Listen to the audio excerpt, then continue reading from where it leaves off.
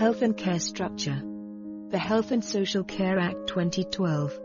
The changes to the health and care system are: patients will benefit from improved quality and a wider range of treatment options, while taxpayers will benefit from increased transparency. Give main responsibility for healthcare commissioning to GPs and other physicians. Create a unified regulatory framework for providers in order to improve quality and efficiency.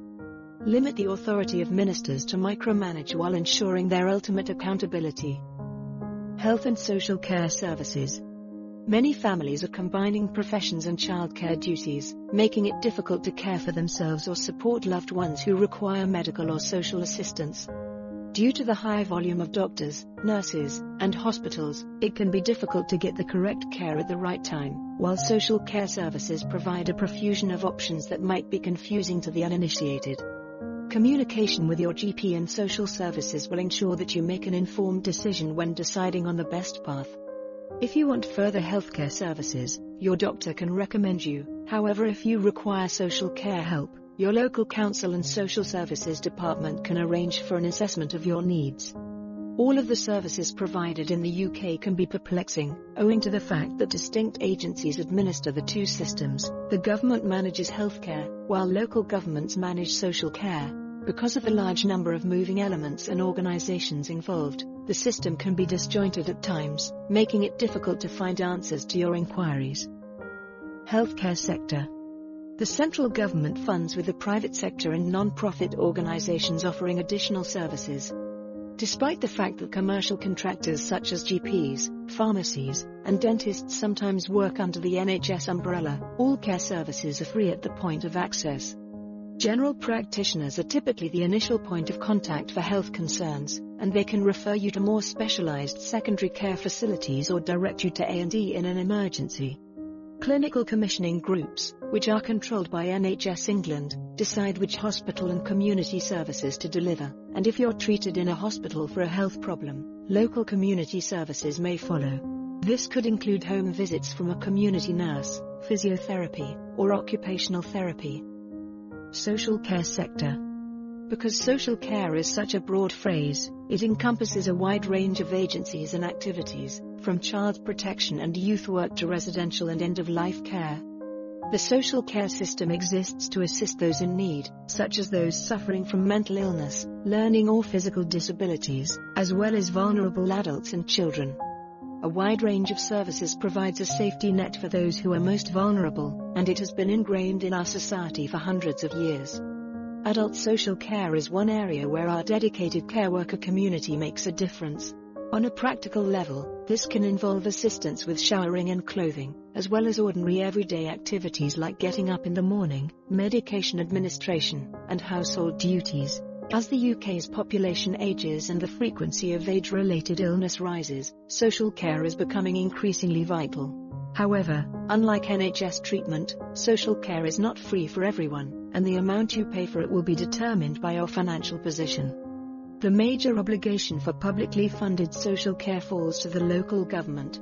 Local governments fulfill their responsibilities through providing information and guidance, assessing care requirements, arranging short-term help or reablement, safeguarding vulnerable individuals, and commissioning a wide range of care services.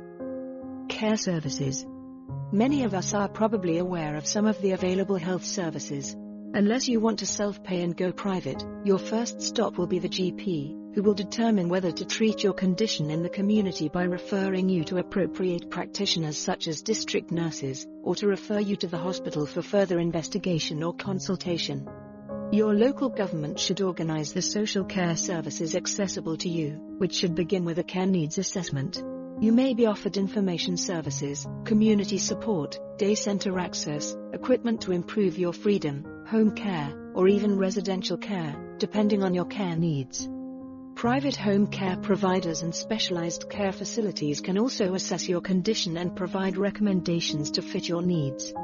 Any assistance or treatment you receive should adhere to current medical guidelines. Whether your elderly parent requires in-home care or you have a family who requires specialized, condition-driven nursing care, there should be a solution that works for you. Healthcare in the European Union. Every EU country has its own healthcare system. Members of the EU, on the other hand, largely share the same purpose as the UK model.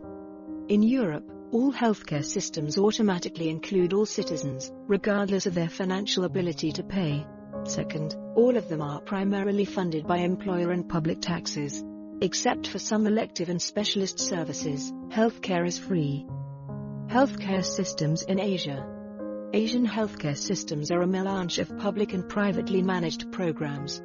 Singapore uses the 3MS system, which includes a public statutory insurance system called MediShield Life, which covers major hospital expenses and some high-end outpatient treatments, but not primary or specialty care.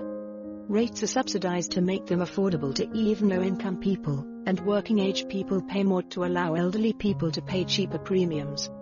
MediSave, a mandatory national health savings account, assists in the payment of hospital and outpatient services.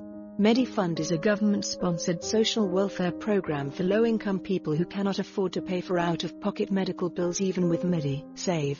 As a result, healthcare coverage is shared by the government, healthcare providers, and patients, a multi-payer funding structure. While competition and market forces improve healthcare quality, the government carefully limits expenses if they exceed affordable levels. In addition to personnel strength, training, and land allotment for healthcare institutions, the Ministry of Health also plans for preventative health programs. Because the system is centralized, administrative costs are kept low and procedures are simplified. Singapore spends roughly 4.5% of its GDP on healthcare, with the government contributing about 40% and citizens contributing 30%. China has nearly universal government-funded medical insurance, with urban workers registered in work-based schemes. Others sign up for basic, subsidized medical insurance on their own time.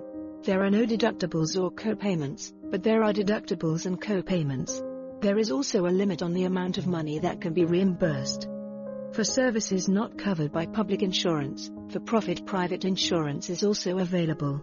Physician visits, inpatient care, and prescription medicines are all uncapped costs that patients share.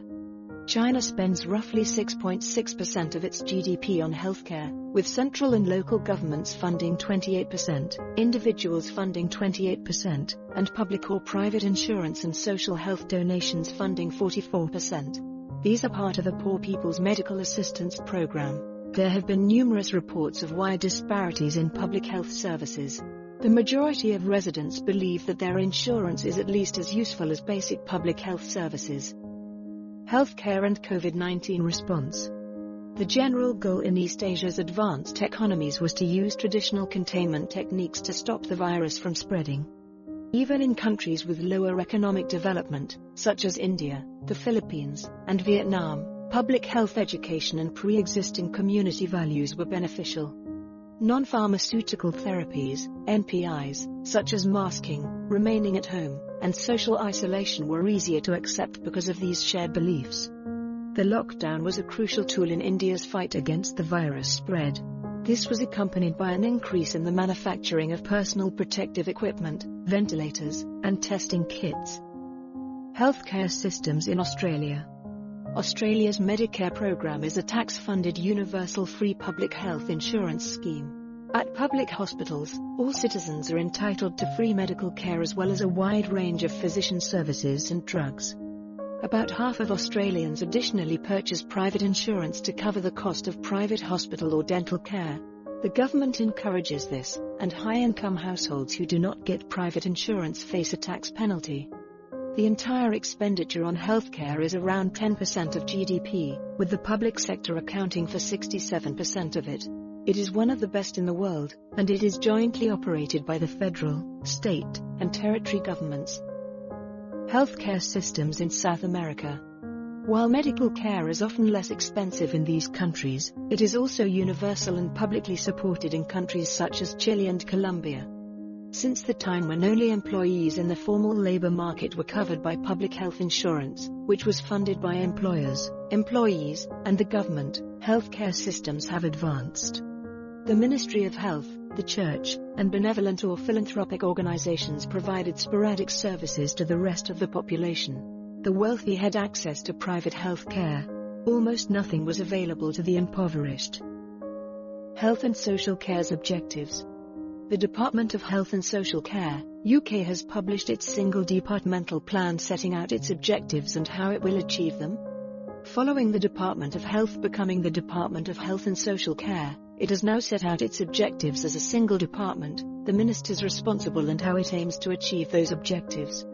It states that, "We are committed to ensuring that the health and care system puts patient safety and quality at the heart of everything it does, not just through high quality, safe and sustainable hospital care, but also by keeping people healthy for as long as possible. Transforming out of hospital care to keep people living better in the community for longer.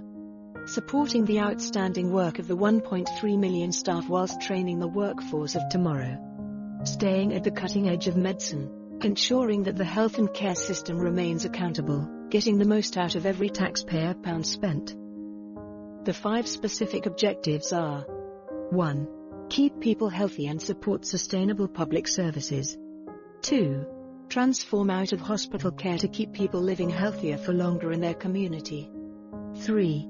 Support the NHS to deliver high-quality, safe and sustainable hospital care and secure the right workforce. 4. Research and innovate to maximize health and economic productivity. 5.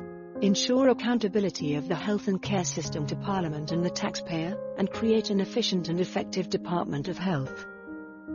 Improve people's health. How we will achieve this. Work with Public Health England to deliver the new tobacco control plan. Deliver the commitments in the cross-government childhood obesity plan. Deliver the healthy food programme, including nursery milk and healthy start vouchers, and vitamins and school fruit and vegetables. Consult on options for increasing the number of organs available for transplantation. Establish a system to fund abortions for women from Northern Ireland in England. Increase transparency about differences in outcomes or treatment in health and care services for people of different ethnicities through the Race Disparity Audit. Protect people's health. How to achieve this. Manage the risk of a major pandemic, flu or emerging infectious disease outbreak through preparedness, planning and exercises to reduce the likelihood and impact. Oversee implementation of the 5-year UK antimicrobial resistance strategy. Ensure readiness to manage emergencies affecting the health sector through preparedness, planning and exercising in accordance with the government's national risk assessment. Implement infected blood scheme reforms. Improve participation and health of the workforce. How to achieve this. Build the evidence base for what works to support people with disabilities and long-term health conditions to stay in, or get into, work. Jointly with the Department of Work and Pensions, lead on the delivery, across government, with employers, the health system and other partners, of the strategy set out in the command paper Improving Lives, the Future of Work, Health and Disability. Strengthen the public health system. How to achieve this. With Public Health England, refresh assurance, funding and transparency for local authority public health responsibilities. Develop and present the evidence and narrative for approaches to keeping people well. Lead international engagement on health. How to achieve this. Assure and coordinate Brexit readiness, working with the Department for exiting the European Union and the devolved administrations. Design and implement a revised overseas healthcare payment system. Work with Public Health England, Foreign and Commonwealth Office, Department for International Development, Department for International Trade and others to implement a coordinated approach to international health engagement. Thank you. See you in the next lesson.